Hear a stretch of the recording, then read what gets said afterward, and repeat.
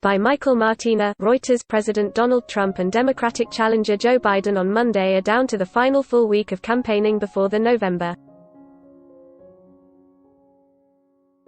3 election as surging coronavirus cases and a COVID-19 outbreak within Vice President Mike Pence's staff keep the focus of the race on the pandemic.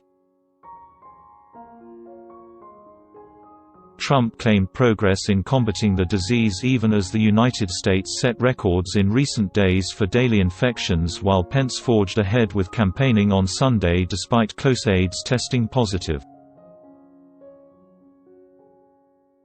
Biden accused the president of surrendering to the pandemic that has killed about 225,000 people in the United States.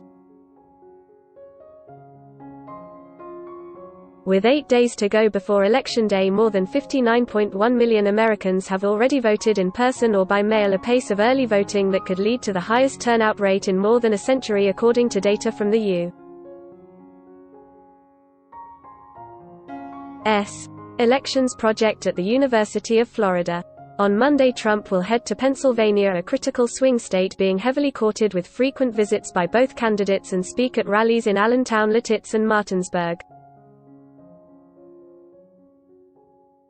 He is set for multiple trips to Michigan, Pennsylvania and Wisconsin this week, as well as visits to Nebraska, Arizona and Nevada.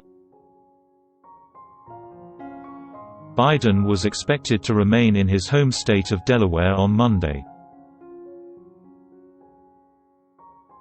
He is scheduled to travel to Georgia on Tuesday, with stops in Atlanta and Warm Springs, a town of about 400 people where Democratic President Franklin D. Roosevelt, who took office during the Great Depression and rolled out his New Deal recovery program, died in 1945. That push in the southern state, which went for Trump in 2016 by about 5 percentage points and has not backed a Democratic presidential candidate since 1992, shows Biden's effort to expand his party's reach as polls show a competitive race in the state. Despite Biden's solid lead in national opinion polls, the contest in the most critical battleground states such as Florida and Pennsylvania that could decide the outcome appears closer. Biden will be aided with an appearance in Orlando, Florida on Tuesday by former President Barack Obama, under whom he served as vice president.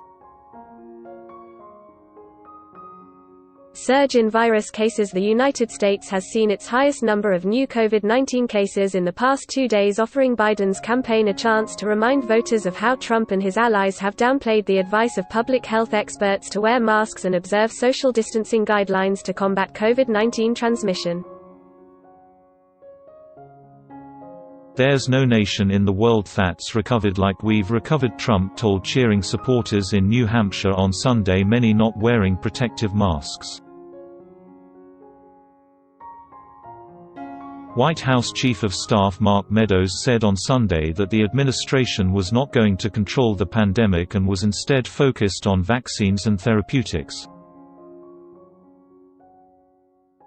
Biden, who has hammered Trump's response to the virus throughout the campaign, called Meadows' remarks an admission that they've given up on their basic duty to protect the American people. Pence's chief of staff Mark Short tested positive on Saturday, as well as multiple other senior aides. Despite the outbreak, the White House said the vice president would press ahead with campaigning. Pence, who tested negative according to a spokesman late on Saturday, visited North Carolina on Sunday and will be in Minnesota on Monday. The outbreak among the vice president's staff marked the latest White House COVID-19 cases, which have included Trump First Lady Melania Trump, their son Barron, and numerous aides and associates. Reporting by Michael Martina and Steve Holland. Editing by So Young Kim and Peter Cooney.